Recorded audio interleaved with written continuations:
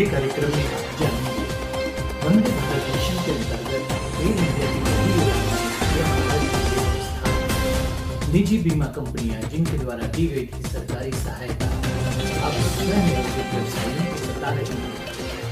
यदि 18 से 21 वर्ष वाले अनियमित प्रवासी खेतों में काम करने जाएं, तो सरकार दे सकती है 4 साल का आवास पत्र।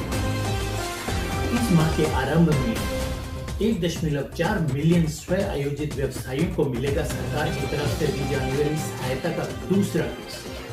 गर्मियों का मौसम बीतने तक नहीं आएंगे बार्सिलोना में विदेशी पर्यटक, होटल संघ का अनुमान। मैं हूं आलोक लहाड़ और आप देख रहे हैं न्यूज फॉर इंडिया न्यूज पे।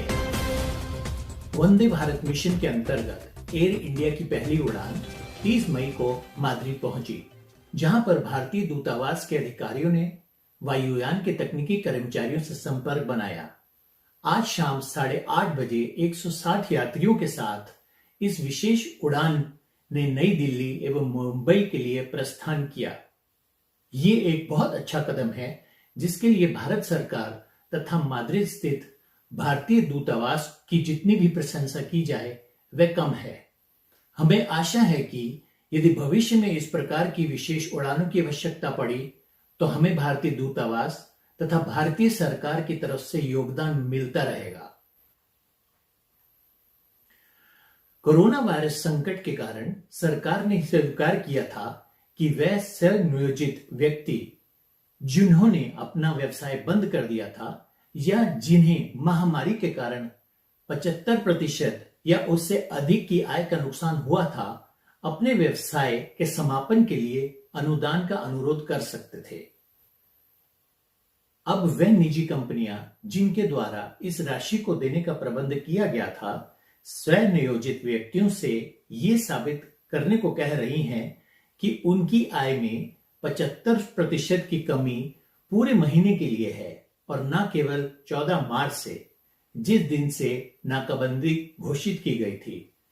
कुछ कंपनियां स्वयं नियोजितों को मार्च के महीने में दी गई राशि लौटाने को कह रही हैं या वह अगली राशि देने में आनाकानी कर रही हैं। ये जानकारी स्वयं नियोजित संघ आता व उआते के अध्यक्ष ने दी। उन्होंने सरकार से ये मांग की है कि इस तकनीकी परेशानी को यथासंभव ठीक किया जाना चाहिए। स्वयं नियोजित व्यवसायी पहले ही व्यापार की अनिश्चितता से बहुत चिंतित है। उन्हें असंभव कार्य करने के लिए दबाव में नहीं डाला जाना चाहिए। मंत्रिपरिषद ने मंगलवार को बेरोजगारों को खेती में काम करने की अनुमति देने की योजना के विस्तार को मंजूरी दे दी। इसके अतिरिक्त उन्होंने ये कहा कि अनियमित प्रवासी भी ये कार्य कर सकते हैं।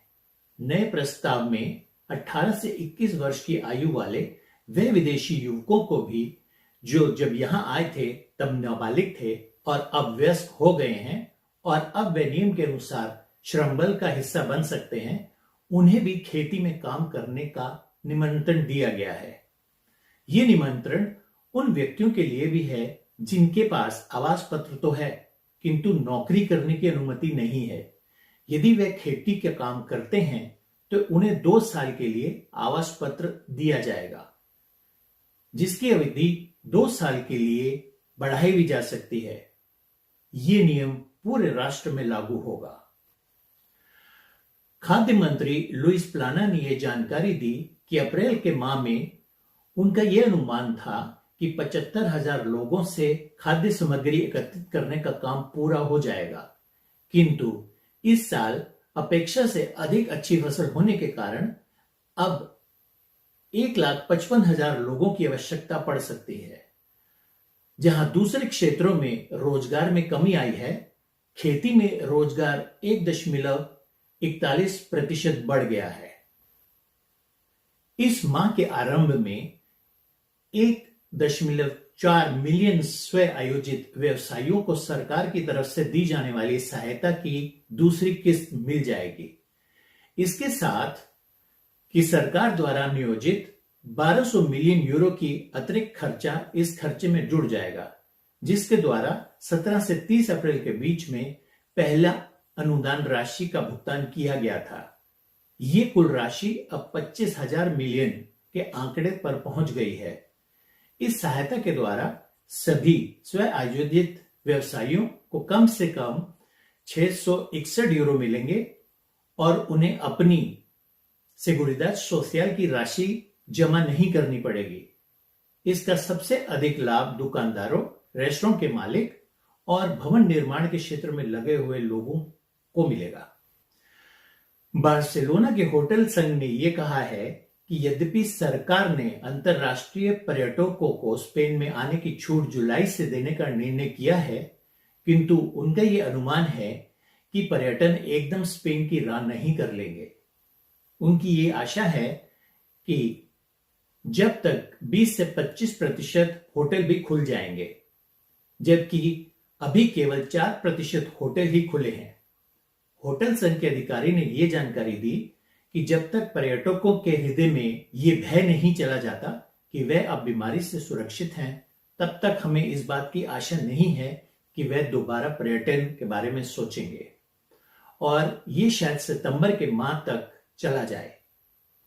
ये समाचार उन भारतीय व्यवसायियों को मायूस कर देगा जो पर्यटन से जुड़े उपहारों का धंधा करते हैं।